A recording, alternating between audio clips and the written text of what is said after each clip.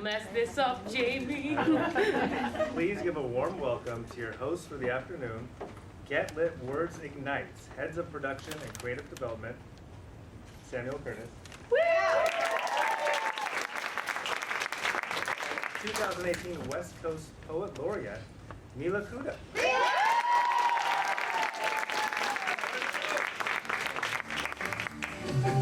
I can open up. Oh! Don't tell him. Hello, hello.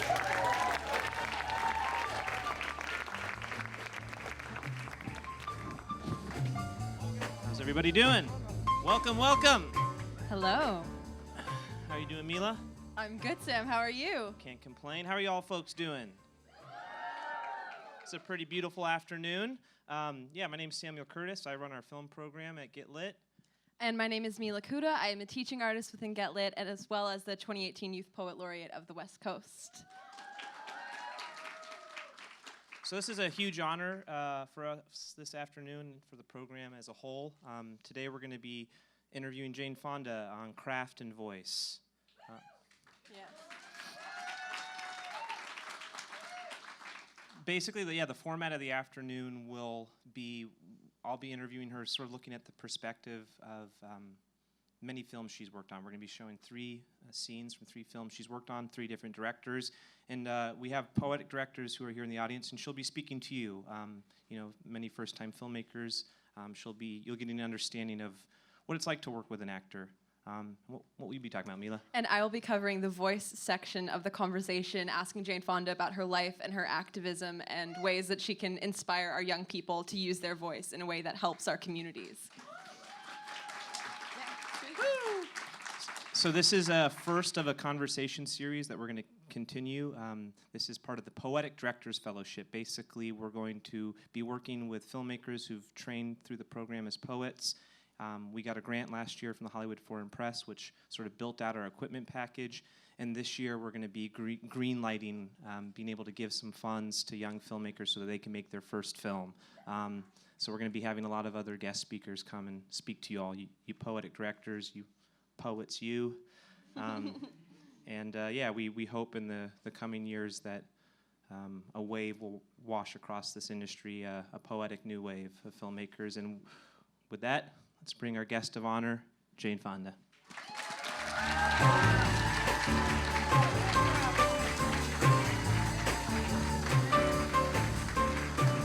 Thank you all for being here, and I want to especially thank the Hollywood Foreign Press Association for their support of Get Lit and the film program of Get Lit. They do so much that nobody really knows about. The Hollywood Foreign Press does. They restore old film, make it nice again so you can learn from it, and then they support Get Lit, among many other things. So thank you, Foreign Press. Thank you. So I just wanted to, before we go right into it, we met about a month ago and we started talking about filmmaking, and we had a really inspiring conversation, and I thought, man, this would be great if we could had this conversation with our students. Now we're happening. So thank you again so much, Jane. You move fast, Sam.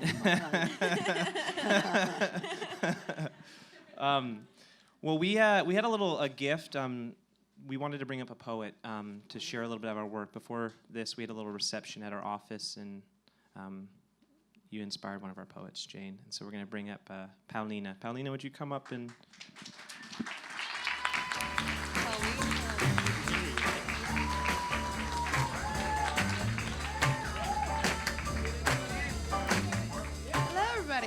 Hi, Jane Fonda. I'm a big fan. Oh my God, what is life?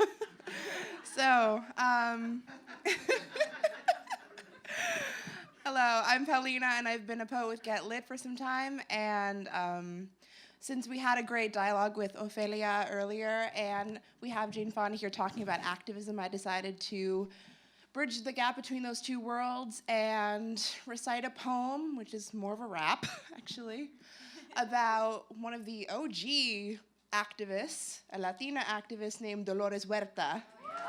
Nice. And this is a call and response poem, so if I say something like down with racism, everyone say abajo. And so let's try that. Down with racism. Abajo. All right. This is the poem. They say we're close to dirt because we are the seeds.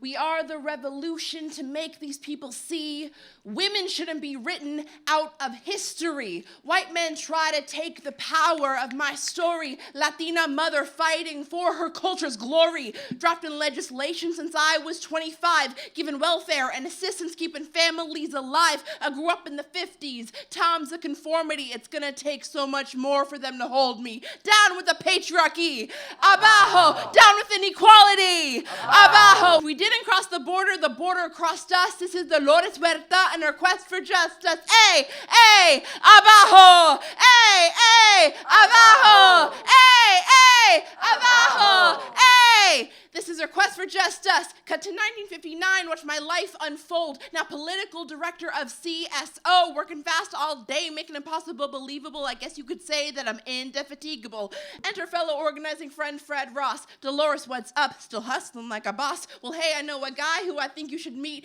He's fighting for farm workers' rights across the street. Dude's a bit intimidated by you, but see what he says. Nice to meet you, Mrs. Huerta. My name is Cesar Chavez. What? I came here because I admire what you're doing. You give voice and empower every man or woman. Now I'm looking to form a workers' rights union. CSO say no, but tell me, are you in? Let's do this. Both equipped with the power of our pen and mouth, we organized California. He took north, I took south. It's time for these white growers to come to their senses. Migrant workers are worth more than 90 cents. And while we're working in the sun and dirt and shit, only these gringos are profiting from it. Down with white supremacy. Abajo. Down with grower tyranny. Abajo. We didn't cross the border crossed us. This is Dolores and Caesar's quest for justice. Hey, hey, abajo. Hey, hey, abajo. Hey, hey, abajo. Hey, this is the movement. Si se puede. Thank you. Give it up for Paulina. Yes, we can. Well, what a way to start a show. Thank you so much, Paulina. I think that leads really poetically into this first clip. Could you perhaps introduce this clip? I know before we were talking a little bit about the American dream, commercialism, capitalism. Yes. Oh.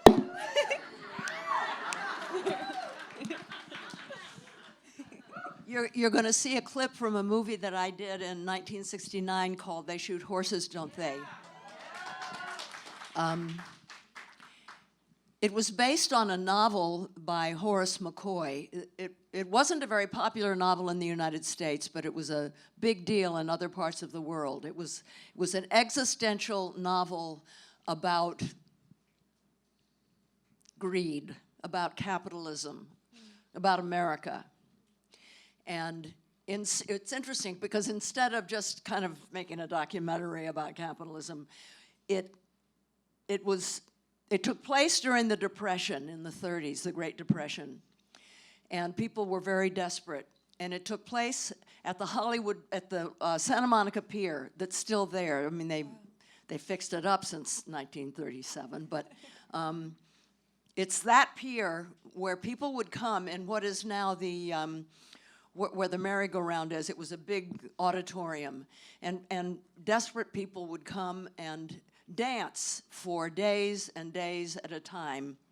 And like every 4 hours, they could rest for 10 minutes, and then they would dance again, and then rest for 10 minutes and people would drop and they'd start hallucinating, and some even died. And the ones that would stay standing the longest would win prizes, like a toaster or an iron or a mixer, blender. And it was this, the golden ring.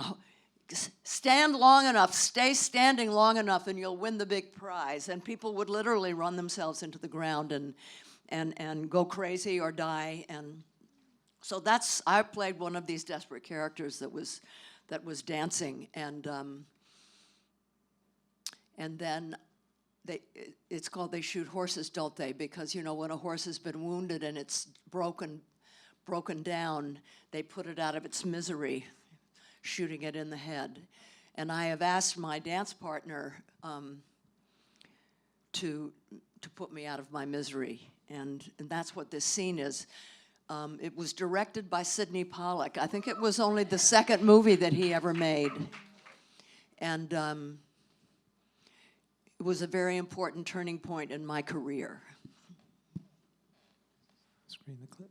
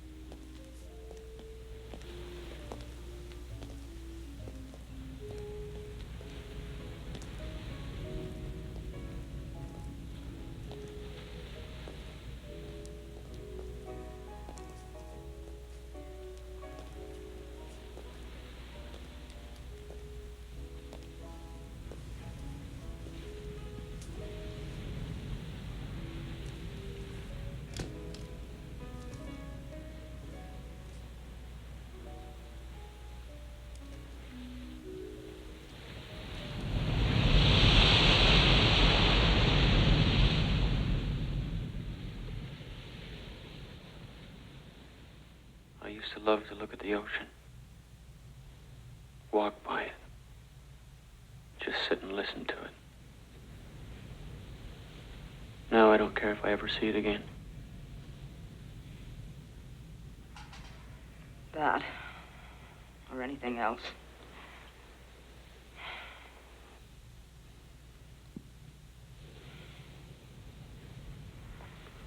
What are you gonna do now? Try the movies again? No. I'd never make it. And maybe it wouldn't make no difference even if I did. Maybe it's just the whole damn world is like central casting. They got it all rigged before you ever show up. I know what you mean. I know just what you mean. Do you?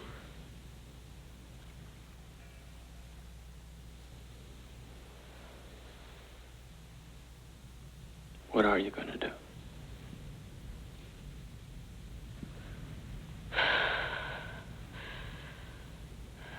I'm gonna get off its merry-go-round. I'm so sick of the whole stinking thing. What thing? Life.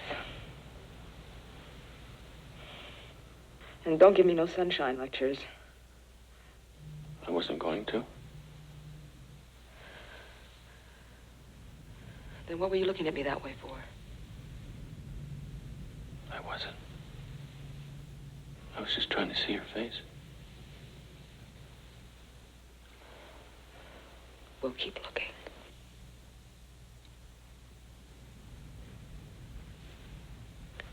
Stick around for the end.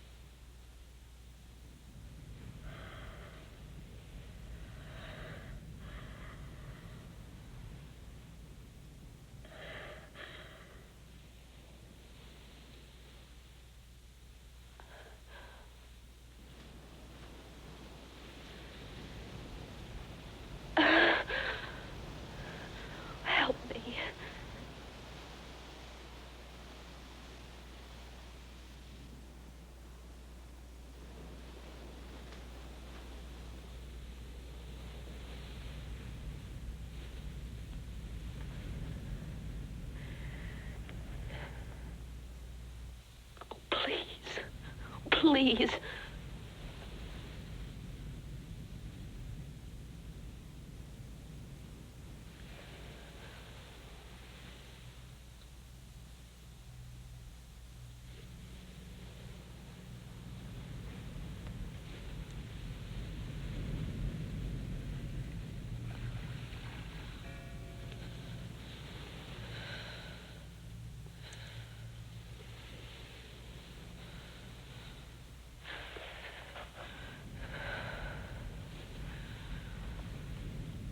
Tell me when. I'm ready.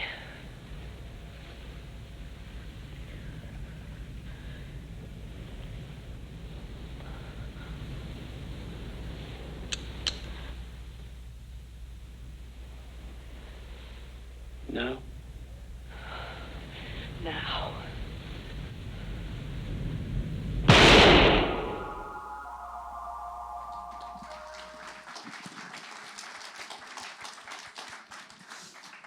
So just what I remember about Sidney for that scene was that he kept saying, just don't do anything.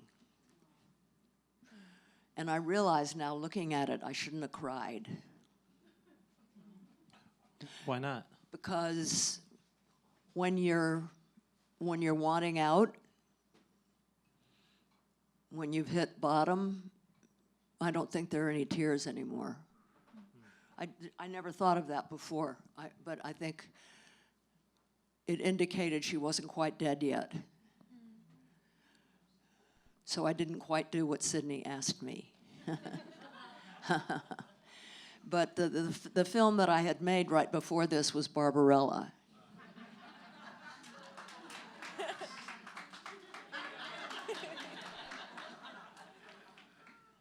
Well, I had range.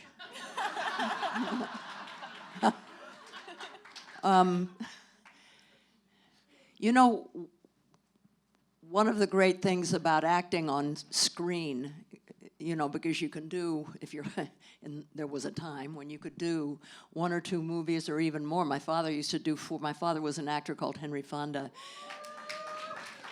And back in those days, you could make, I think the year that he made Grapes of Wrath, he made 4 other films that year. Yeah. So, but you know, you work, unlike in theater, you work with a lot of different directors in succession, if you're lucky. And what is so great is that every director, especially if she or he is good, will inevitably challenge you in a completely different way.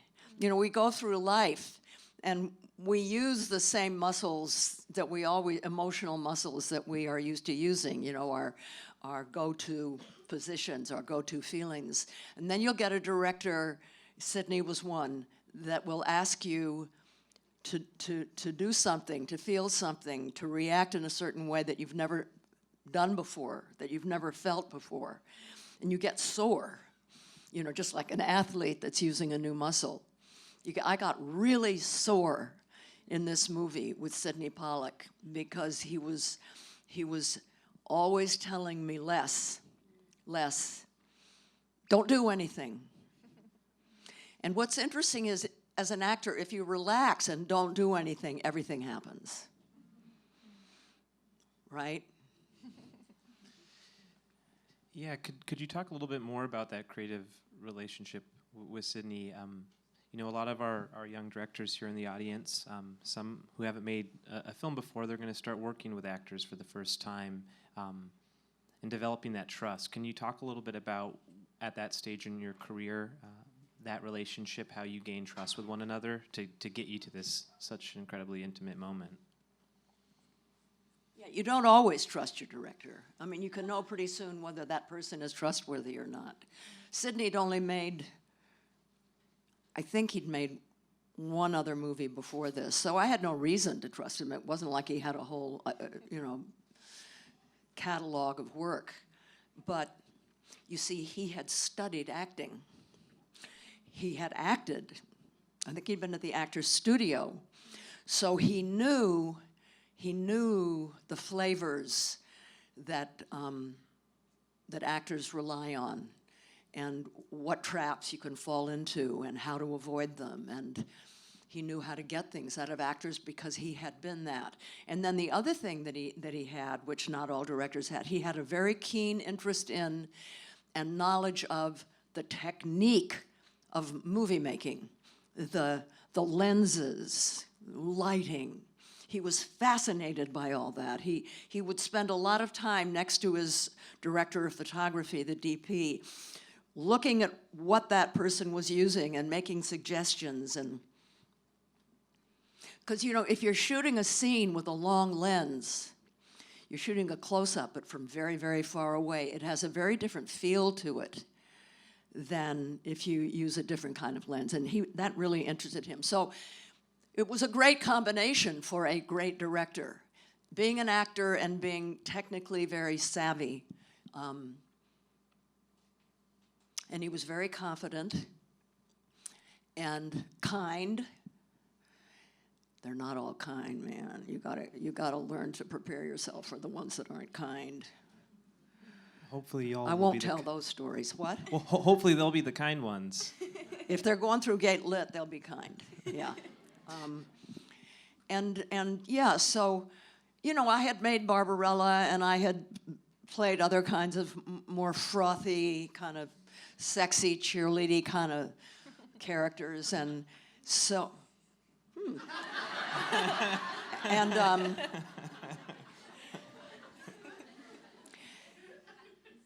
I think Sidney was surprised and relieved that I didn't care.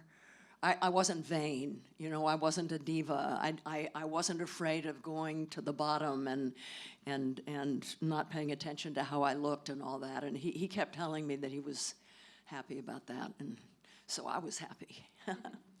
Just a follow-up to that is, yeah, I think it's really inspiring for young directors in the audience, you know, talking about the technical director and the actor's director. I know oftentimes with young filmmakers who haven't had a background in acting, it's very easy for us to become fascinated with the technology, to only be focusing on the technical. And Yeah, sometimes well, I would strongly advise anybody that wants to be a director to study acting. Yeah. Did you notice Sidney switching those two hats, where he would be behind the camera, or was it just fluid? Would he? I guess the question is, how would he speak differently to you as opposed to his director of photography? I don't know. Yeah. You know, because Okay. this was the first time in my career, and I had made many, many movies before I did that, where I went all the way. I went into it, so I wasn't paying any attention about.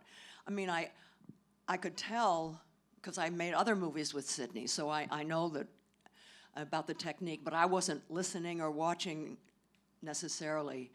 How, you know, you want to get out of your head. Mm-hmm. If you're an actor, you want to get out of your head. So it was all, as I looked back on it, I realized, you know, how what kind of a director he was. Last question, then we'd love to hand it over to Mila, is how would you know throughout your career when you got the take? How would you know as an actor? Was it something within you, or is it something that your director would let you know, we got it? And was there ever conflict? Actors are usually wrong. No, that it takes a long time to know that and to be able to admit it, but I was never wrong. But I could always tell my co-stars would say, that was it, and then you'd think, no, little do they know. No, we're all wrong. We oftentimes are too subjective to know what's really good and what is in the director's mind, what he wants or she wants.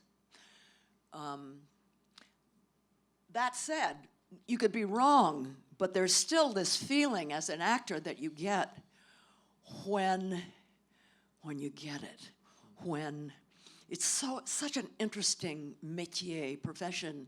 It's part technical. You know, you have to hit your marks. You have to know where the camera is. You have to be sure you're in your light.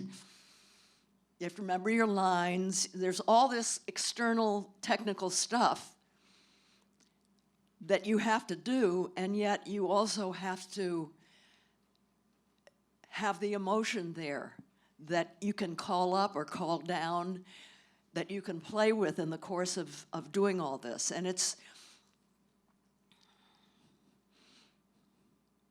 I would say that one of the most important things as a film actor that you have to learn is timing and conserving energy and emotion. It's like you're waiting. Now, as you probably, many of you know, when you're making a movie, there's a lot of, or television, there's a lot of waiting around. And you don't know exactly when they're going to be ready, when the lights are ready and everybody's ready for you to go on and do your thing. So if you get too worked up too soon, you know, you can be drier than a witch's tit by the time it comes for you to actually be there. You have to dose it just perfectly. And then you make that walk from where it is you've been waiting to where all the lights are and everything is set up. You know, in my heyday, you'd make that walk and you'd see the crew would be reading Sports Illustrated. Now everybody's on their phone. But you can't let that get you. You have to kind of keep it all in and keep it alive and awake and don't let it seep out or get distracted. And then you get there, and then you have to be ready to let it go. And sometimes everything works. You hit your mark, and you're in your light, and you've got the emotion, and it's like an orgasm. No, I know most of you are too young to know what that means. But it's a feeling of it's a great feeling. And it doesn't happen all that often, frankly.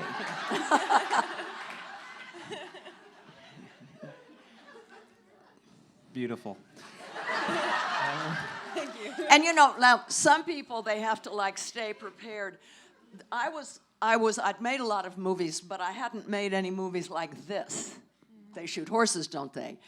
And so I didn't have the technique. I didn't go home. I was married with a young child, and I didn't go home. I stayed at the studio and made myself miserable the entire 2.5 months that it took to make the movie. I hardly ever went home because I didn't know how to leave it behind and go home and be a normal person and then go back. And that's not necessarily good. And some people, while they're waiting to go on camera, you know, they stay in the moment. They stay with their emotions.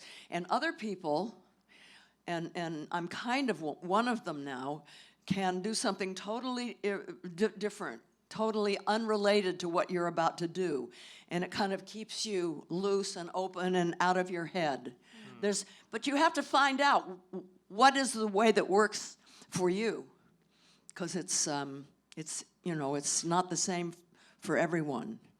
You know, Harvey Keitel would sit on the floor in a corner with earphones on. I don't know what he was doing. I don't know if he was meditating or talking to himself or what, but that was his process. Totally different from mine. And that fascinates me, how different people approach it differently. What I want to know is, what the hell does Meryl do? No, actually, I kind of know. It's research. It's knowing the character that you have to now get inside of so deeply and so well, not just in terms of what you have to say or do in the moment in that story, but the whole life, you know, something will happen to you, and the way you'll respond to it depends on everything, how you were raised, how your parents treated you, what happened to you in school. All of that feeds into how you're going to respond to a particular thing at a particular time. So if you go deep enough into the research of a character, then when the time comes to do it, it's just there, and you just forget it and relax. That's the key word for actors, is relax. Because when you're tense, all the doors to your creative juices slam shut. You can hear them clanging shut. It's happened to me so often. So you have to keep that open so everything is flowing. Mila? Oh, wonderful. Thank you. Thank you so much, Jane. So, in the way that this conversation is going, we're talking about clips, but we're also talking about quotes. So I pulled some of my favorite quotes from Jane, and we're going to read them and discuss them. And this quote is, "I spent quite a few decades not asking too many questions." And we talked a little bit about this before coming out here. And my question to you really is, what are the questions that you wish you would have asked in those years that your curiosity was quieted? Well, first of all, let me tell you why I didn't ask questions. Yes, absolutely. You see, if you don't know, if you're ignorant, it's so easy. It's the lazy way to do it. If you don't know, then once you know, then you have to make a decision. Do you act on it? Do you act on what you've learned? Or do you turn your back? And if you turn your back, then you become part of the problem. Yeah. And I was lazy. I was frivolous. I didn't want to know because I knew that if I knew, it was going to change my life, and I wasn't ready, so I didn't ask questions. Yeah. If I was going to ask questions starting young, I would have said, "Dad, why are you depressed all the time? Why are you always in a bad mood?" Yeah. And now I would have persuaded him to go on to Prozac, and everybody's life would have been different. Yeah. I would have asked my mother, "Mom, what happened to you when you were little that you don't love me?" Yeah. You know,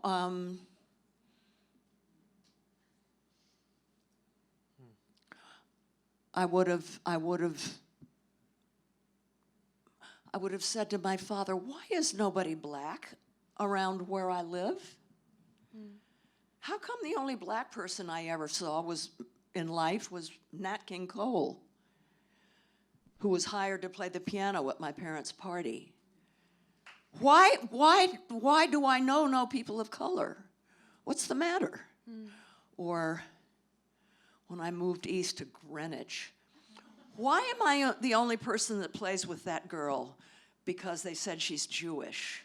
Well, what does that mean? Yeah. You know, just getting to the root of things that I think I was afraid of knowing. Yeah. And then when I did start to ask, it did change my life. Yeah, drastically. Yeah.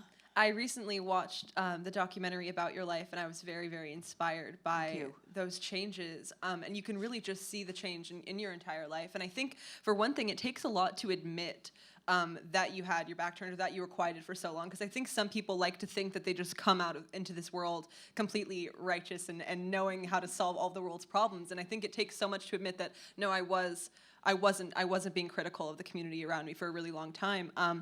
But that leads me to my next question, which really is, what questions do you think the young people of today should be asking to the authorities and to the communities around them? What questions do you urge people to ask? Well, I think white people in particular have to start asking questions like,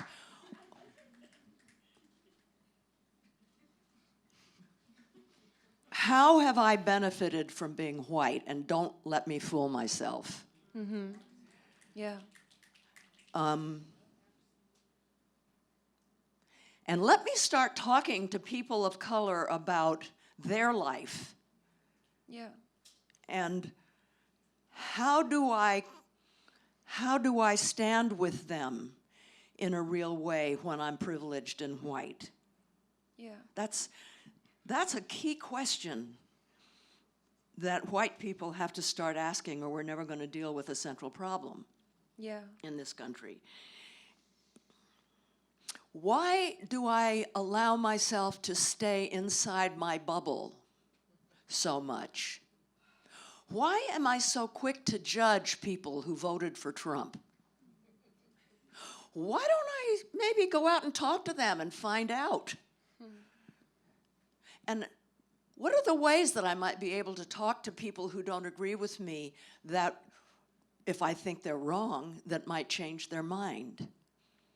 And listening is such a precious gift. You know, not everybody has it, but listening is active, and you have to listen with your heart and your mind, and not pretend that you're listening. Yeah. You know, that's also very, very important for actors, because you spend a lot of your time as an actor listening, and you'll notice actors that listen interestingly because they are really listening and really responding with their face. The camera will cut to them very often, even though they're not saying anything, you know, which leads us to the next piece of acting, right? Yeah. Yeah, would you introduce this next clip from Okay. from Klute? Yeah. So I made see, that's Alan Pakula. I made 3 or 4 films with him. Wonderful. Wonderful director. Now, totally different than Sidney. Alan would never be an actor. Alan wasn't particularly interested in technology and stuff like that. He hired the great Gordon Willis, who did it, who just did it. But Alan was more like a psychiatrist or a therapist. He liked to go in people's minds. Why do people behave the way they do? And I don't know, working with Alan was like getting into a warm bath. It was safe, and it just allowed you to go further than you've ever gone before. And like some of the movies that I did with him, my co-stars were kind of macho types, and they never liked Alan. Alan was a soft man. He was an urban soft man who had a particular, what is that? I guess that's funny. I don't know. Arnold Schwarzenegger would call him a sissy, I guess. That kind of man would call Alan a sissy. I call him a mensch. He was filled with love, and what happened? Okay. And I don't know, it was like dancing with waltzing in a big ballroom with a great partner. That's what working with Alan was like. Now, when he hired me to play Klute, and I spent a week with call girls and madams and Johns, and none of the men even winked at me. They never tried to pick me up. They never looked at me twice. And all the women that I met were so dead inside. And I said to Alan Pakula before we started shooting, I said, I can't do this. I can't play this part. I would not be believable. Don't let me out of my contract and hire Faye Dunaway. She's the right person for this role. And I did not know how I was going to do it, but he laughed me out of his office. So I had to figure out how to do it, and I remembered that I had known highly trained and highly expensive call girls during the 10 years that I lived in France. And they were, you'd never know that they were call girls. And they would earn a lot of money every night, and I knew some of them pretty well. So those are the women that I thought of. You know, they could have been anything besides a call girl, and all of them had been sexually abused as children. And so that's what I went with. And there was a scene where Donald Sutherland takes me to a morgue and shows me photographs of all the women that had been beaten to death, and there were thousands of them. And so I asked Alan, I said, well, would you set it up so that I can go to a real morgue and see the real photographs? And I didn't know what to expect, but I was so shocked, I threw up. I couldn't believe what I saw. And that was like a month into the film. And the scene you're going to see is at the very end of the film. The whole scene, the movie is about one of my character's name is Bree, and one of my best friends was also a call girl and a junkie, and she was murdered. And a lot of call girls have been murdered, and it seems like it's a serial killer. And this detective, Klute, befriends me, and together we try to find out who it was that killed my friend. And in this scene, I am invited by a John to a place, a room, and I think he's just a John, and I'm going to turn the trick, and instead he starts to play a tape. Now, it's a very, very important scene, and all I do is listen. And so in preparation, I didn't do anything. I said, okay, my task here is simply to be 100% present and really listen and relax. Totally relax, so all those juices that I talked about could flow through me. And what happened was totally unexpected. So you're going to see it, and then I'll tell you more about it when we're on the other side.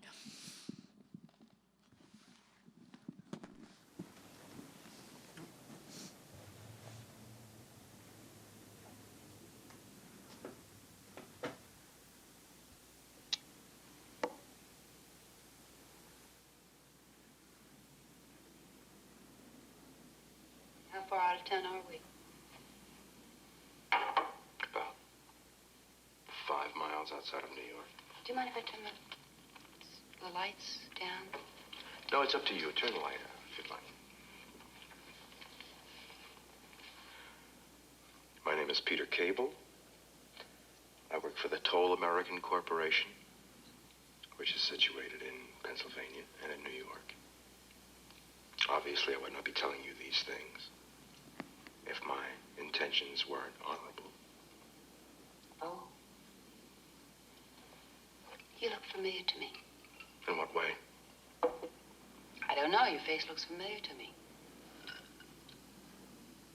I guess I have a confession to make. We did meet before, about 2 years ago. And I often wondered whatever happened to Arlen Page. And here you are. Yeah, I remember. Listen, I've got to get out of here. I mean, I can't. I remember you. I remember you. Well, what do you You beat me up. That's what you did. It's okay. Just freak me out for a minute, that's all. I promise to drive you back afterwards. Okay. Why don't you just tell me what you'd like, and then after you tell me what you'd like... I'd like to spend just some time with you. I have been looking for you for 2 years. Why? That's my business. However, I will say that you gave me a great deal of pleasure. I saw in you things that I had not seen in other women of your profession. I will not harm you at all physically. It's all right. No, it's not all right. And of course, you know it's not all right. No, it is all right. I mean, if that's what you... But you have to tell me first, and then... And if that's what you want, that's fine. Arlen, why don't you lie down on the bed and make yourself comfortable? I'll not strap you in. I'll not tie you down. Just lie down on the bed, please. Be comfortable. Nothing's going to happen.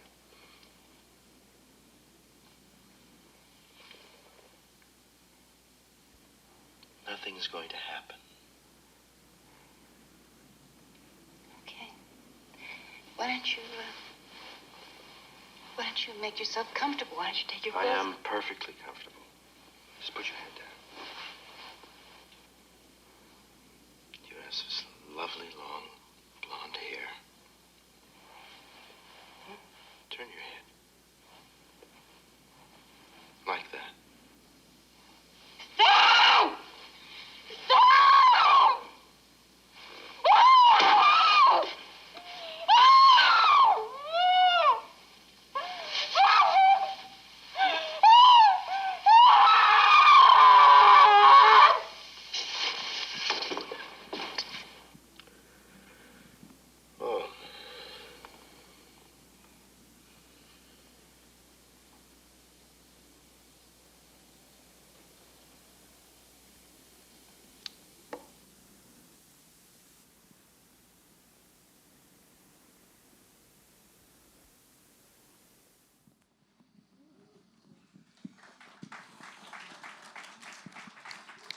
So what happened, it was very interesting. It's not an uncommon thing for an actor to have two things going on at once in their head.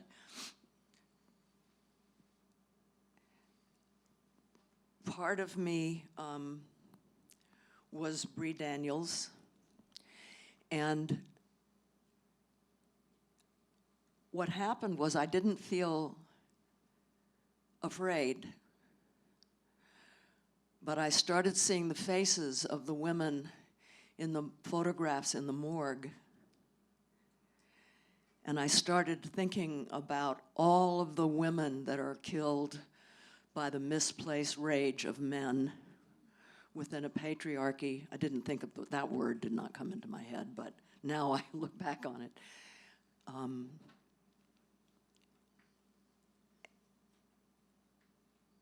And as I was thinking of that and crying for those women, I realized this is feminism coming alive within me. And I will never be the same, and my acting will never be the same. And that's what was happening to me. I was thinking of those women in the photographs. I couldn't have prepared for it. I would have acted scared. But that's not what was happening. And it's how I knew.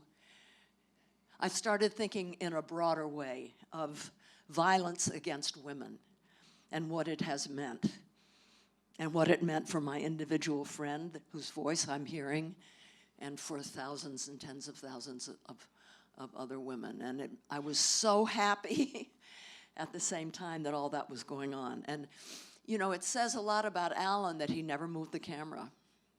That was it. We didn't do another take, and he never shot it from any other angle. You know, he knew when he had what he wanted. And because I cried through my nose, it was, you know, people remember that. I don't think that had quite been seen before.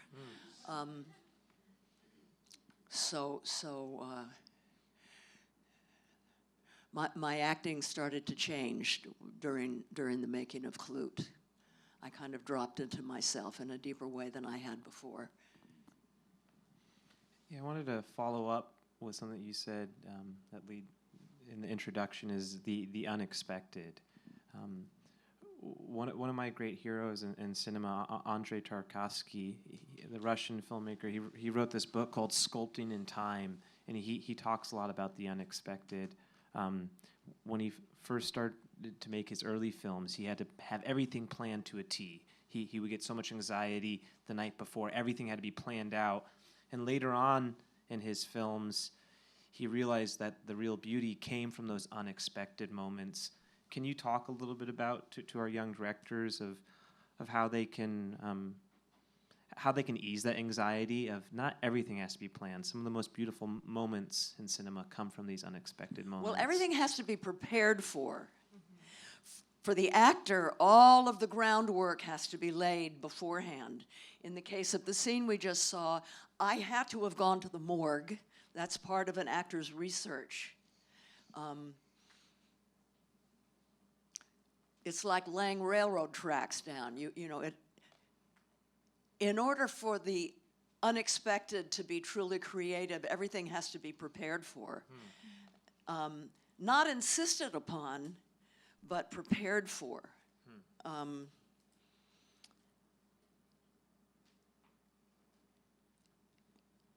So that the spontaneous and the unexpected can happen safely and creatively. You know, I don't know why, as I'm talking, I'm thinking of ice skating. I always loved best the clowns when I used to go to ice shows. I grew up here, and there was a Sonia Henney. None of you even know who she was. Ice capades. And the clowns, you know, they'd do all these incredible, crazy things, and they'd fall over, and they'd, you know. And they, I was told, were the best ice skaters. Kind of like Picasso. You have to be trained classically. The rails have to be laid. You have to know how to do things classically to then go crazy and be able to say, no, a woman really should have two faces and what, But Picasso knew how to paint a woman the way a woman looks in order to be able to then riff in his unconscious or whatever he was doing. And that's kind of how to do it. You have to know the ground, you have to know the classic, you have to have the technique. It all has to be there for you to then go, let yourself completely go. Another question regarding that scene is, a lot of our young poets deal with very real moments from their past, from their life, potentially some that have been traumatic. And I think what's so great about our program is through this work we can really heal. It's very therapeutic, cathartic. Can you talk a little bit about that boundary, though, working with a director, when a director really wants an actor to go there, to, I guess, emotional recall? Can you talk, I guess, more from a mental health perspective, of what is the line maybe a director shouldn't cross with an actor or an actor with himself? Well, it's the responsibility of the actor. I work with Homeboy Industries. I'm on the board, and these are people who have been profoundly traumatized in ways that white privileged person like me can't even begin to fathom the trauma, the neglect, the violence. And so you have to be very careful with someone who has had that level of violence and trauma, what you ask them to do. If they're not healed, you don't want to open that door because it could be really, really dangerous. Mm-hmm. So healing is the number one thing. It's so important, I think, for actors alongside their craft and helping their craft to know themselves and to heal themselves. And, I have never experienced the kind of violence and trauma that my comrades at Homeboy have experienced. But I have had trauma, and I have spent my life trying to, successfully healing from it so that I can use it, not be pulled down by it, not be put in danger of being triggered in an inappropriate way by it. So actors need to know themselves. They need to ask themselves a lot of questions, and usually they need to do it with the help of a professional who can guide them through the process. It's not something that you can do on your own. And unfortunately, it's kind of expensive if you're not in a program like Homeboy. But you have to understand why you are the way you are and why you do the things you do. And then you can do your draw upon your sense memories and things like that.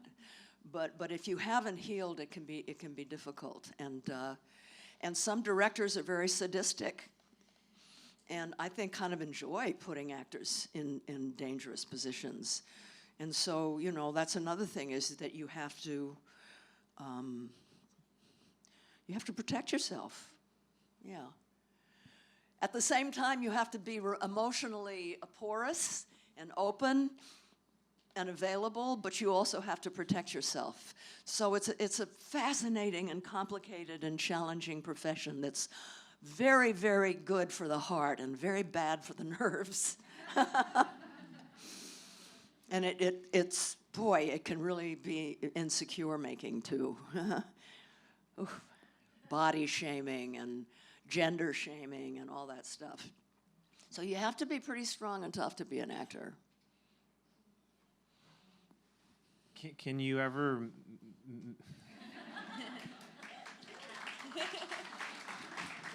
I like this couch.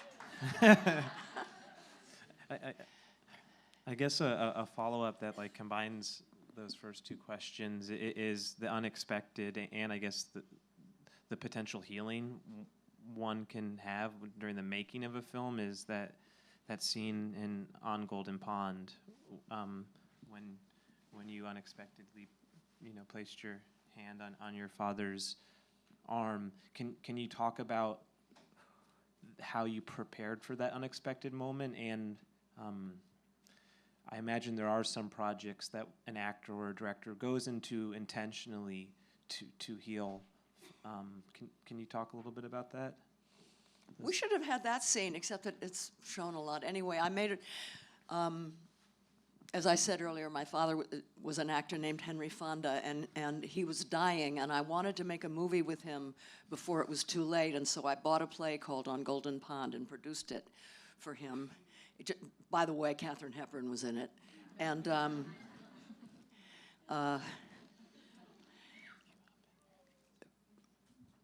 my character, I played the daughter of my father. His name was Norman, my name was Chelsea. And my big scene in the movie was, at my mother's urging, I decided that I had to try to reach out and bridge the gap between us. He's always been a very gnarly, remote, not loving, body-shaming kind of guy, like my dad was in real life. And he had been out fishing with this young kid, my stepson, and something he never did with me in the movie. And so I decided now's the time that I am going to say to my father what I've never said. And I had never said it to my real father in real life. And when I first read the script, every single time we rehearsed, I would cry perpendicularly. It affected me so deeply I could almost not speak. So the day comes to shoot the scene. I woke up, I threw up a lot, I was so scared.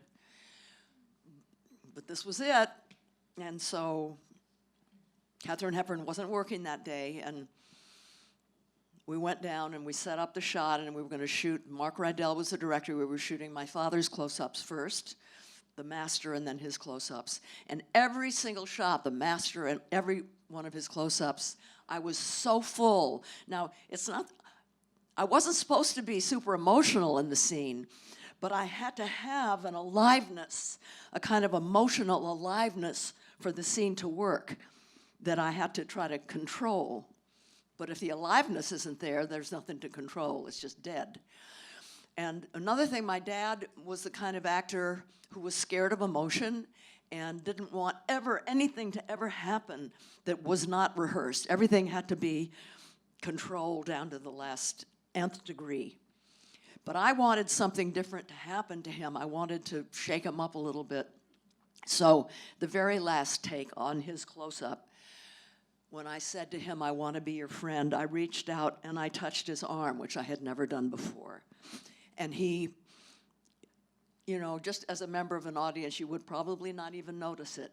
But he had a hat on, and he dropped his head and he put his hand up like this, but I saw the tears. Can't tell you what it meant to me, but he covered it up. Okay, then the camera turns around and it's time for my close-ups. Nothing. And I know why. It's because, okay, this is it. This is now my turn to say things that I had never said to my dad. This was totally outside my comfort zone, and I went dry. And, Katharine Hepburn showed up out of the blue. How are things going, Jane? And, I said, it's a little challenging. She knew, she could tell there was something wrong. So I said to Mark Rydell, I'll turn my back to the camera and prepare. And when I'm ready, I'll turn back and you can roll the camera. So I'm thinking, oh God, Lee Strasberg, my teacher, he was already dead. I was praying to him. I was thinking of all the things that I can do to bring emotion up in me. Nothing. I didn't know what to do, and I looked up. Katharine Hepburn was hiding in the bushes. No one else could see her.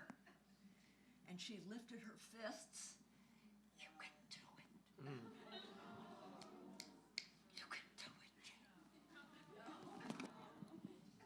And she willed me into the scene with her eyes and her fists.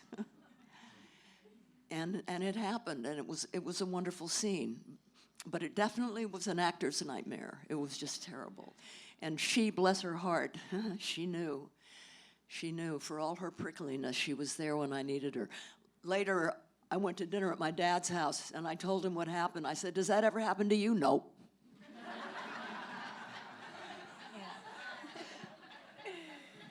Wow. I think this conversation leads like very, very beautifully into the next quote. If we could have it.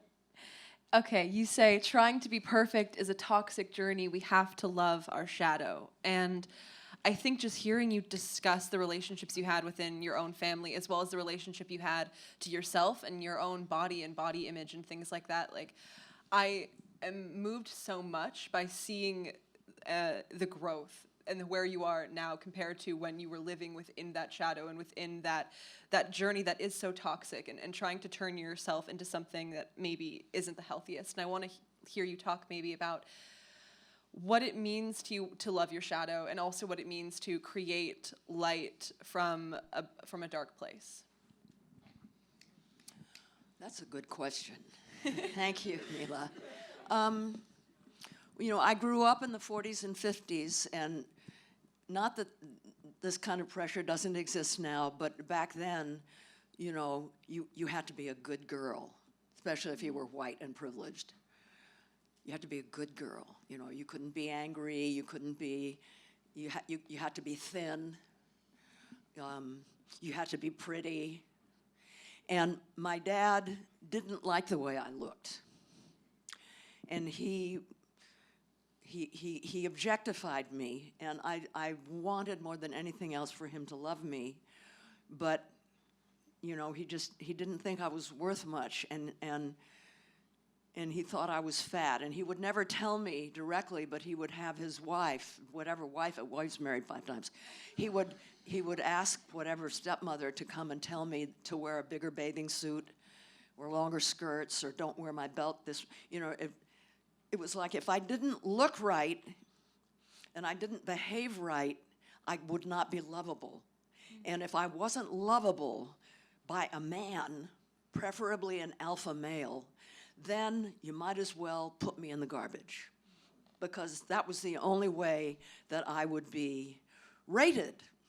I was only worth something if I was with an alpha male and I was thin enough and he approved of the way I looked.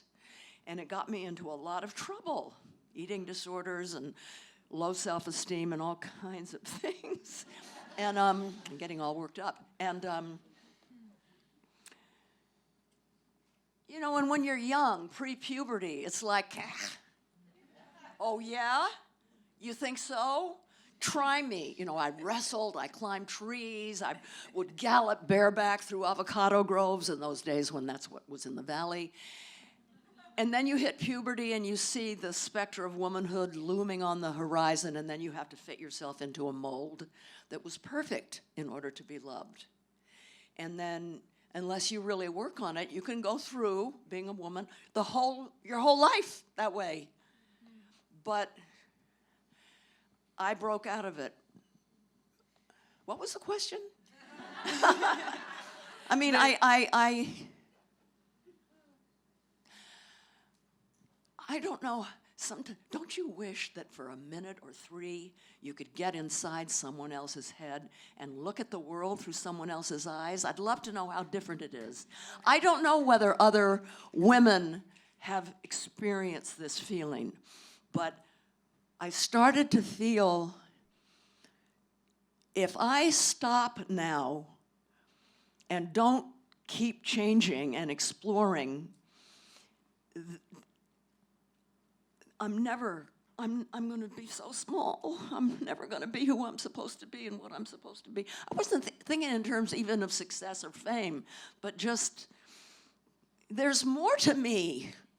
I spent so much of my life with all the interesting parts, the angry, the opinionated, all those things sort of took up residence over here. And the good girl was here. I auditioned once for Elia Kazan for Splendor in the Grass, and he called me down to the footlights and he said, "Are you ambitious?" I said, "No." I mean, the moment those words came out of my mouth, I knew I'd lost the part.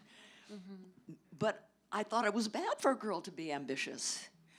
And the great critic, the British critic Kenneth Tynan, he asked me once, you know, what do you want to have happen when you're on Broadway? And I said, I want to please the audience. No, I want to be accepted by the audience. You know, I was so bland and boring. When Lee Strasberg first interviewed me to join the Actors Studio, he said later, I had never met anybody so boring. Except when I looked into your eyes, there was something else there. So then I started to try to figure out what else is there, and trying to allow myself to not be perfect, or to not be what other people wanted me to be, and to learn to love the more interesting parts of me, and then I moved back inside myself. I remember when it happened, when the interesting part, you know, people would, like Simone Signoret, she was a great French actor who was a friend of mine, and she would be talking to me, and I'd always want to look over my shoulder. She can't be talking to me. She thinks I'm smart. She must be talking to somebody else. She saw this shadowy thing here, and so then I moved back in, like a double exposure. I moved into myself when I decided that being perfect wasn't the thing to do. The thing that we're supposed to do in this brief life of ours is to be whole, is to own everything about ourselves, our shadows, our light, our strengths and weaknesses. And for an actor, that's the juice. That's the fertile terrain that we have to work with, not being perfect. I have a follow-up to that, and we also talked about it briefly backstage, and you were talking about right now, like, being whole and being fully in yourself, and I also think that this relates a lot to not having that confidence, and I think if you don't have that confidence, it can be hard to find your voice because you're so used to quieting it yourself, and I think that part of being whole is recognizing the strength of your own voice, and I know that you were saying that when watching some of these clips back, that you were shocked to hear that your voice was existing up here in your head and not in your whole body. Yeah. Can you talk a little bit about what that means to have your voice exist in this place as opposed to where it might exist now in its full power and full strength? Yeah. It was like 2002, and I'd started to write my memoirs, and I went and I watched most of my films, and it really struck me how for the first few decades of my career, I spoke very high. The voice was up here. Voice goes up here when you're afraid or the culture is telling you not to connect with the anger and the juice down here. Women aren't supposed to. At least that was the way I was brought up. Not that anyone said that to me. It was just in the ether. You know, women were supposed to be pretty and malleable and please and so my voice was just unbelievable. It was all up here. And I read Carol Gilligan's book in a different voice. And it was like, whoa. I was so cut off from this shadow person over here that my voice was high, the way women's are supposed to be. And when I began to then connect with who I really was and forget about perfection, my voice dropped, and it got more resonant because it was connecting up with my emotions.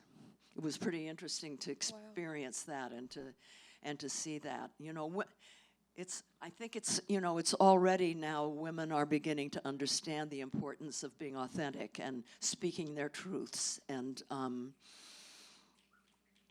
but when women tell their truth, it's revolutionary because we're not supposed to. Yeah.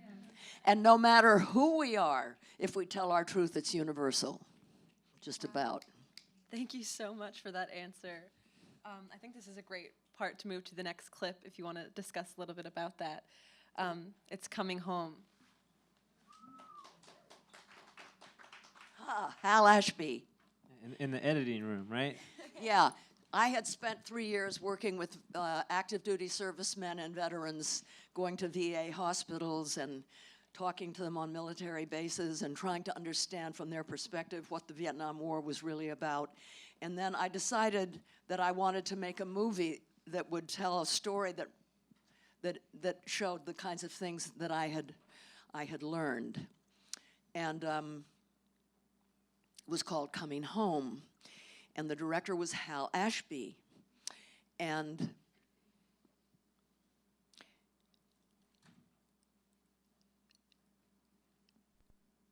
the three writers all won Academy Awards, which was weird because most of it was improvised, including the scene that we're going to see. Hal Ashby would have John Voight and I and Bruce Dern on the weekend, come into the studio and improvise. And a writer would take notes and then turn it into a script. And Hal would shoot, on average, 30, 40 takes.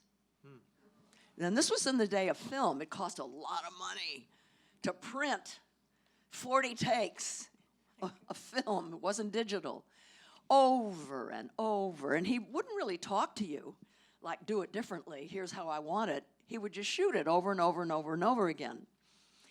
And I didn't really think about it at the time, but Hal, before being a director, was an editor. And so he knew how to take reams of film and take a moment here and a moment there and the turn of a head and the pause and a blink and so on, and put it together and basically create what may have not really been there. I mean, we all won Academy Awards, but I think it was Hal Ashby. I don't think we gave that great a performance. So he was this strange character. You know, I talked about using different muscles with different directors. He was, I don't know if he liked people. He liked young androgynous girls, but that's about it. I'm not sure. He didn't like me very much because I was a producer. And well, that's too much of a story. The whole see, my character falls in love with a guy in a wheelchair, and we have a romance while my husband is overseas in Vietnam. And I wanted, on top of talking about veterans, I wanted it to be about, how do I put this? I wanted, her husband was able to penetrate her sexually, but there was nothing there. The guy in the wheelchair couldn't penetrate her sexually, but everything was there. And I wanted that to be a sub-thing in the movie, that it's not just about size and ability and all that. It's about showing up. It's about coming together as two people who care about each other. It's about intimacy, all of those kinds of things. But Hal didn't want to do that. He wanted to make a movie where the guy could get it up and he was fucking me. Okay? I'm sorry, young people. And to make matters worse, we had a lot of paraplegics were extras. One of them had a really cute girlfriend who would flip him over. She'd sit on his back. And I knew that they had something going. And so I asked her a lot of questions. And once I said, so, you know, can you have intercourse? And she got this really great look on her face. And she said, well, you know, sometimes you never know when it's going to happen. We could be driving past a field of daisies, and it'll come up, and it will stay up for 4 hours. I told this story to Dolly Parton one time. She almost had an automobile accident. So she said, yeah, we do it. Well, unfortunately, Hal was right behind me and heard the whole thing. So when you see the love scene, which is probably one of the sexiest love scenes up till that point, you don't really know why she's getting off. So I don't know. I don't know who won, but, you know, it I don't know. Anyway, I'm straying. So, and then you see there was Hal with his just do it a whole lot of times, and then I'll put it together in the editing room. And then there was Haskell Wexler, who was the cinematographer. And I talked in the beginning, about long lenses and things. Haskell, the late Haskell Wexler, he would use a lot of long lenses. He had a way of filming things that was like looking at life through a keyhole, that was so intimate. I don't know how he did it. It seemed so intimate and so real. And so the scene you're going to see is the first time my husband is over in Vietnam. I invite this guy that I've met at the VA hospital where my character volunteers. I've invited him over for dinner.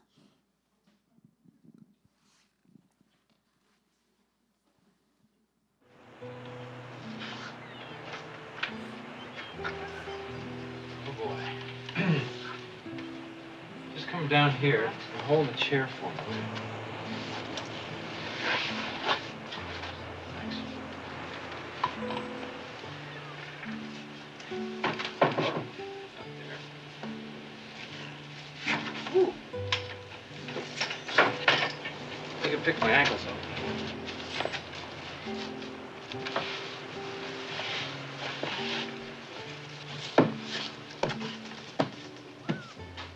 Thank you, that's good. Thank you. It's warm because I've had the oven on all afternoon. I've got one of those timing devices, you know, that cooks your food while you're at work. Ooh. Let me just move you around a bit. You like margaritas? Oh, yeah. Well, I just happened to have some.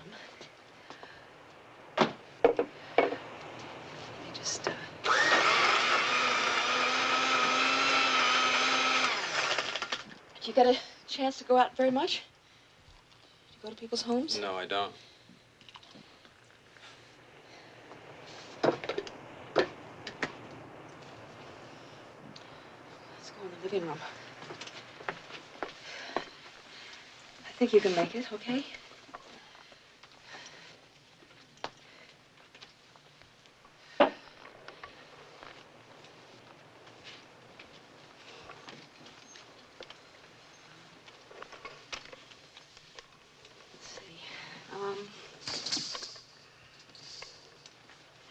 Wait a minute, what am I doing? What? What am I lighting a fire for? See? The old Girl Scout instinct's coming. Let's see, I've got a dip. Sit down, Bender. Sit down.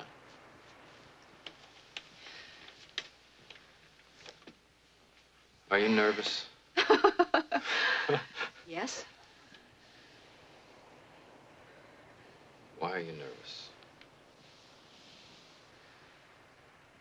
This isn't have a gimp over for dinner night, is it? You're not one of those weirdos.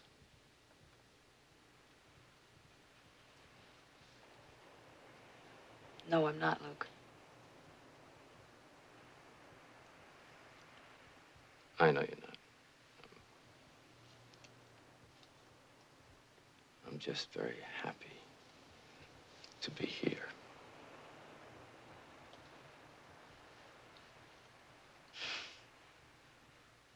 I'm glad you're here. How about some music?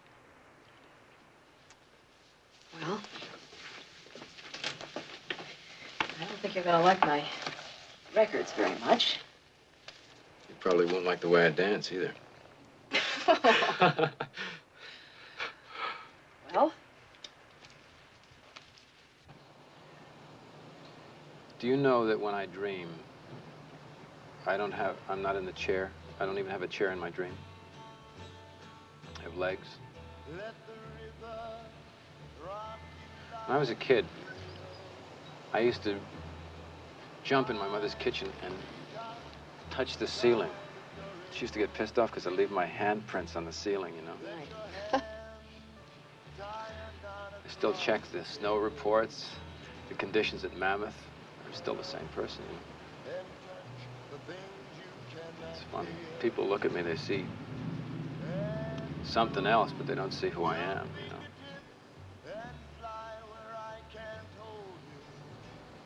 I think people have a real hard time seeing who other people really are. People don't see me like I really am. People look at me, I think, and they see, oh, cheery Sally, the captain's wife.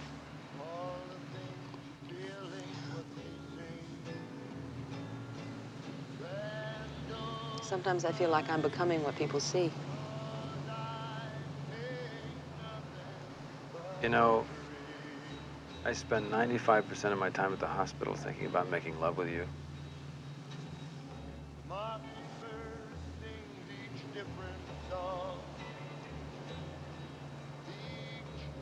I've never been unfaithful to my husband.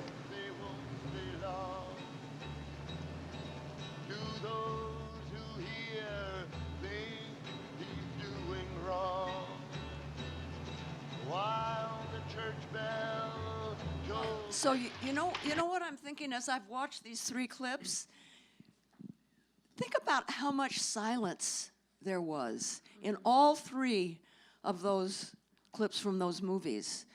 You know, back in those days, directors weren't afraid of silence like there is in life, where people just aren't, they don't know what to say, or they run out of words, or they're just thinking, or they're nervous. The silences spoke so much. It's hard to find films now that have silences. And this is not the place to try to figure out why that's true, but, you know, that's for another time. Well, perhaps it is. You know, we've got a room full of poets.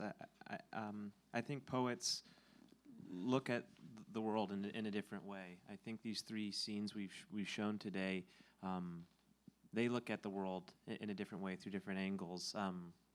I guess what I'd like to ask a question for our directors here is, there's such an intimacy here in this scene between you and Jon Voight's character. Was there anything that the director did to help you like get into this raw moment in both of these scenes? Well, as I said, he had us go into the studio on weekends and improvise, and I'd say half of that was improvised. The story of John touching the ceiling, and he didn't talk very much to us. He just did a lot of takes, and then he went away when he was all by himself in his room, and he made it the way he wanted it.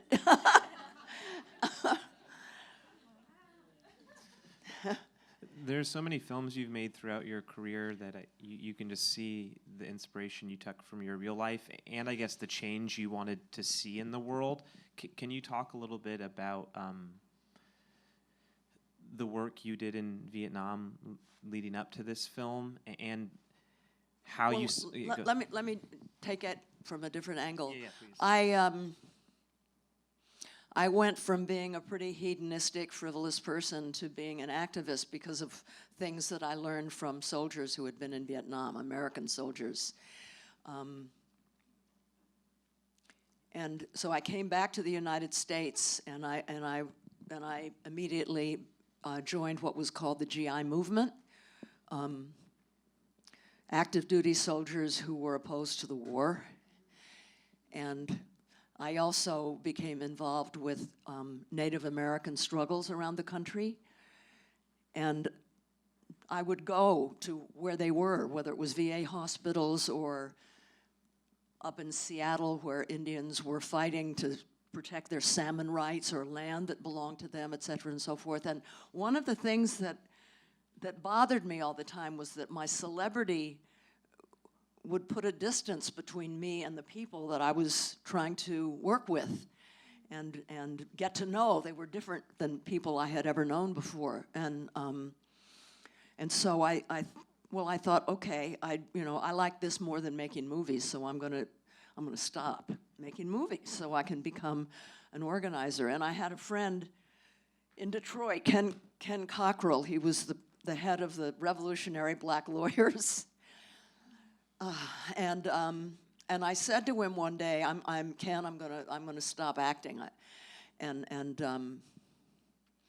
and become an organizer. And he said, Fonda, he said, the movement has lots of organizers. We don't have any movie stars. It is very important, not only that you keep acting, but that you take your career much more seriously, that you choose your films with much more intention. And, you know, that was the voice of God. So I did. I became a producer so that I could make the kind of movies that I wanted to make. Coming Home was the first one. And 9 to 5 was another one, because I had a friend who organized women office workers, and On Golden Pond and a number of others. So I kind of, I suddenly developed agency over my career, so that, you know, and what I learned early on was, if you want to do a movie that shows the effects of the war on the soldiers that fought it,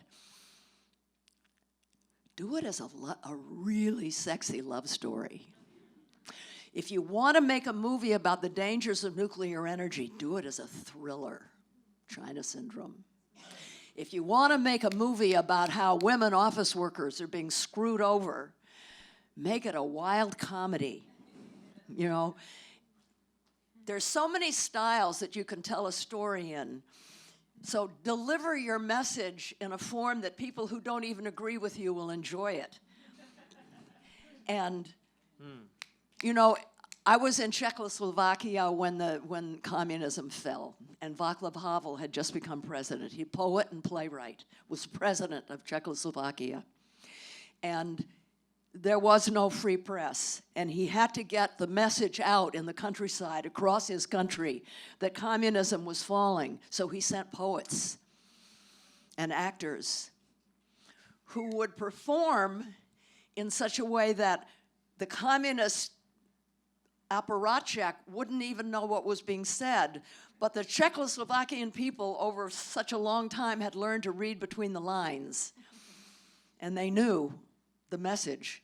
Before the Tet Offensive in Vietnam, the Tet Offensive that started the war towards its final conclusion in 1968, Ho Chi Minh had to let people in the South know that this was happening, so he wrote a poem, which to the outside observer looked like a beautiful poem about flowers and mountains, but it was about, this is going to be happening during Tet this next year, and people were prepared. In other words, sometimes you can be clearer to people, not by hitting them over the head with a message, but by, through poetry and art, you can creep in their DNA and bury yourself far deeper in their consciousness, and you can change more that way.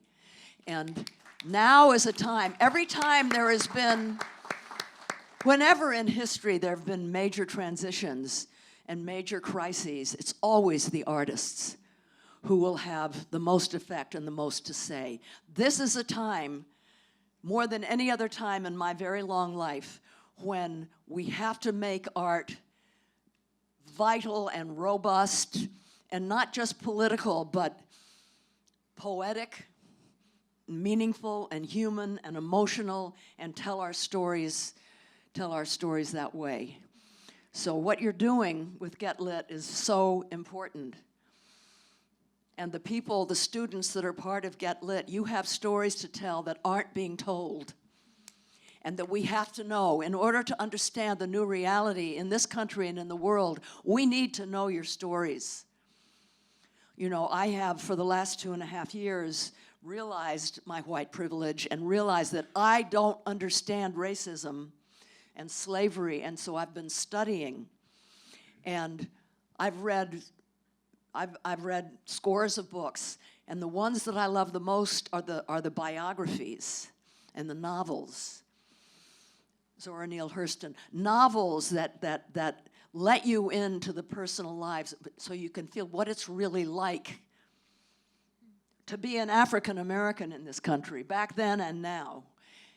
What it was like to be a slave, you can't know until you read poetry and novels that carry that message. So do your thing and stay strong and stay inspired and be brave, because we need your voices now more than ever. Thank you. Beautiful. Thank you so much, Jane. Wow. Yeah, Mila's going to wrap it up here with one more quote, and then we're going to open it up to a handful of questions from our young poets and poetic directors.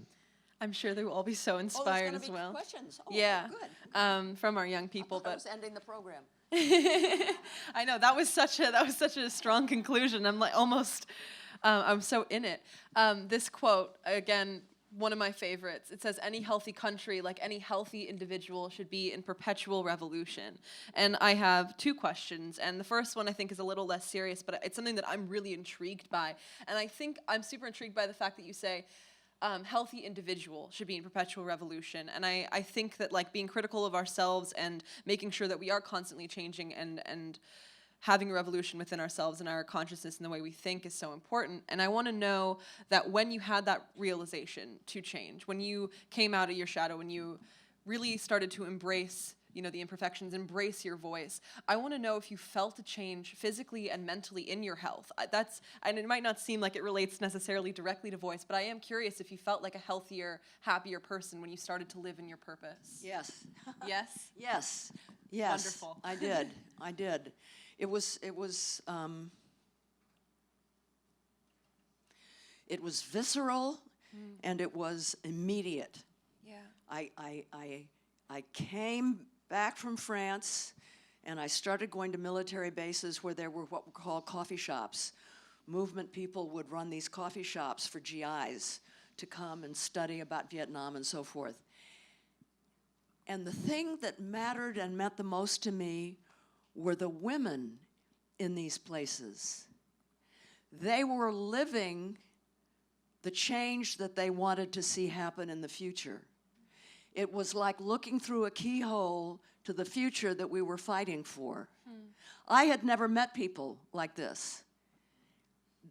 They respect the way they talked to me, like, because I was famous, when I was going to be at a rally, it meant something. And usually I was just kind of shoved to the front and so forth, but they would take the time to make sure I was comfortable, to make sure I understand what the talking points were. They saw me, not as a celebrity, but as a human being. And the way they were with the soldiers was so respectful that you could see the young men changing. And of all those years of activism in the beginning, when you're so raw and vulnerable, and on top of it, when you're a celebrity and you're getting into such trouble, that was what meant the most to me, was the humanity, this heretofore for me undiscovered depth and humanity in these people who were so smart and could have been running Goldman Sachs and Citibank and all this, but they had chosen to devote their life to try to make things better. Yeah. And the way they respected and saw everyone that they came in contact with was like, yeah, right, this is what we're fighting for. You know, so you have to be, it's become trite, but you have to be the change you're fighting for. Absolutely. You have to live it. Yeah. And I think that really leads me to my last question, and I think it's something we already touched on, but I just want to know if you have any final parting tips for our young people. I think right now, more than I don't want to say more than ever, but really desperately, there is a need for a revolution in our country in countless ways, and I know that so many of our young directors and our young poets are desperate to be part of that revolution, and already are that revolution. And I want to know how, with your experience, you can give a little bit of wisdom to how we can best ignite the revolution and begin organizing for those of us who might not have that much experience but are really eager to be making those changes. You know, when I said that quote, I was a novice. I wouldn't have said it that way now, because I understand more what revolution is. And I was sort of playing fast and loose with the word. Not that I think we have time for complete, what's the word? Incrementalism. You know, as a species, Homo sapiens, as a time and civilization, we are living through something that has never happened before and will never happen again. overarching everything, poverty, neglect, racism, everything else, is climate. We've never had a ticking time bomb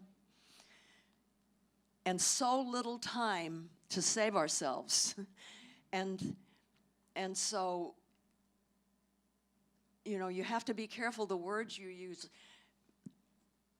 I don't know whether revolution is the right word, but in everything we do, from the little things every day in our homes to who we hang out with, to how we spend our time, matters, deeply matters. If you want to change, don't do it by yourself. Do it. I mean, that's what's great about Get Lit. But I'm an activist. I mean, I make Grace and Frankie so I can afford to be an activist. But I also love it, and I think that is also kind of, you know, forward thinking in its own way. But I don't go out on my own. I'm part of organizations that are vast and deep in terms of experience and effect. And I want to stand with a group. You know, in the days in the 70s when you know, there was a government that wanted to kill me, or try me for treason, and things were really hairy, and, you know, we were shot, all kinds of bad stuff. But I wasn't alone. I was part of a movement. And there were people around me as a cushion, you know. You don't want to be alone. You want to be in the arms of a movement, be part of a movement. Strength in numbers. It's going to take all of us. It's going to take all of us. And there's an urgency. You can call it revolution. I don't know what to call it, but there's an urgency now. And those of you who have gifts and talent and know how to use words to move people and motivate people, your job is huge and very urgent. So stay brave and focused and strong and understand what's at stake. Yeah. Thank you so much.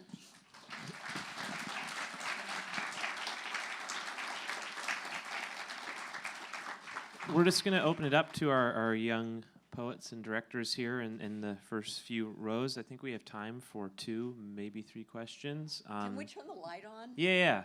Can we see these? I can't see. It's just a black hole. Oh, God, they're human beings. I think we have a mic right down here. There's no light here in the front, but... Can we turn just the house lights generally on? It's not just me. It's cold, A little right? bit. Freezing. Who's got a question? Who's prepared?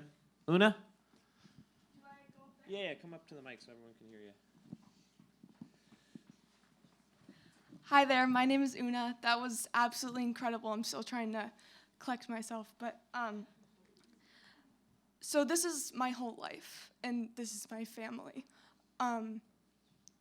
And so we're all aspiring artists, and we all want to make a difference in the world because there are things that have happened to us that we want to see change in.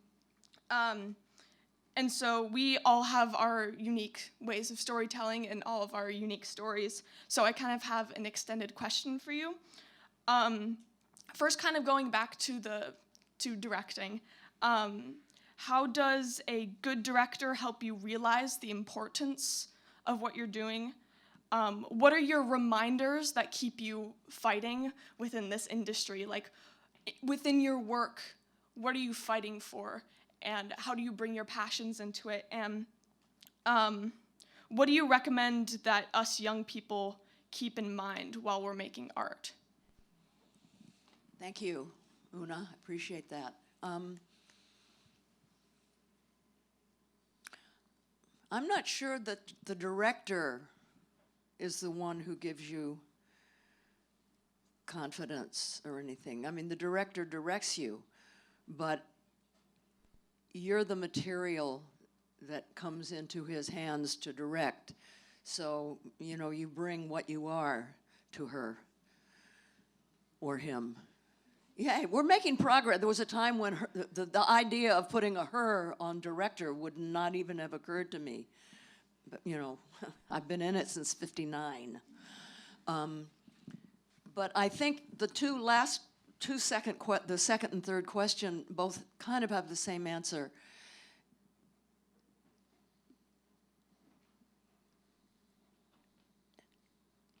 You have to know why you're doing it, and it has to be more than about fame and success.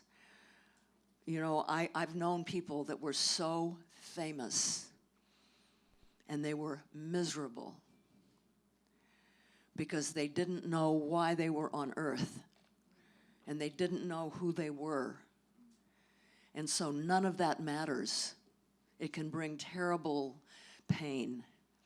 But if you know what you want to say and do, and it's bigger than you, that gives you the wherewithal to keep going. That gives you the motivation. That's the most important thing. So don't be in it for money or fame. Not that everybody has the wherewithal to turn things down because it's not a lofty idea. No, but to the extent that you can, find the goodness in every project that you do, because you have to support yourself, and make it as good as you can. But don't do it just for success or money. Another question? Carly?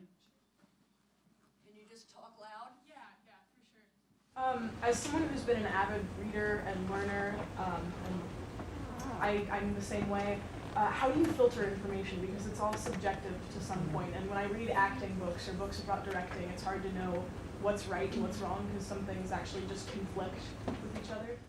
How do you know she's a searcher, she's always wanting to learn and improve herself, but how do you know what is true and what isn't true? Among all the things that you read and study as an actor, for example, how do you know what's good and what's not? Your heart will tell you, I think. I studied with Lee Strasberg, and he did two things for me, and only two things. He gave me permission to be angry and to not be a good girl. I didn't have to be a good girl, and he taught me the importance of being relaxed. Now, I didn't agree with everything that he said or did or taught, but those two things were important to me. I think when you read something, I mean, Mila was talking earlier about the poems that she's read that's just taken her breath away, you know, and just stopped her in her tracks. She's very artistic, so she's stopped in her tracks a lot. When you're reading something that is in tune with you, you'll be stopped in your tracks. And if it doesn't touch you, then you know it. Then you just move on. But don't try to fit yourself into a mold that somebody else is, you know, it could be good for somebody else, but it may not be what, you know, what speaks to you. We have time for one last question. Here. So, hi. Hi. My name's Jody, and you talk about this importance of knowing why you do, why you do what you do. So, how is it? Is there any discomfort in knowing why you do what you do? Because personally, I'm still trying to figure that out. And what was that like? And that kind of process of knowing why you do what you do. For example, why one acts. Mm-hmm. Like why you do what you do, like in applying it to acting. Maybe certain reactions. You talk about this, how trauma affects what you do. How is it like knowing yourself in that kind of way? If that makes any sense. Ask it in another way. Okay, I'm not smart enough to. How is the process of knowing yourself in a very intimate way, recognizing this trauma that maybe experiences that you've gone through, and knowing how that shaped you as a person?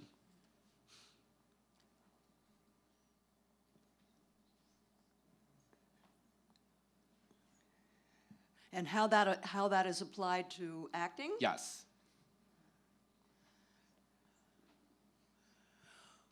Well, I think that, you know, there's an expression, what doesn't kill you makes you stronger. Mm-hmm. Boy, is that true. It is so true. So the fact that you're even here and you stood up and you asked a question, I have a feeling that whatever trauma you've experienced has made you stronger. It certainly didn't kill you, okay?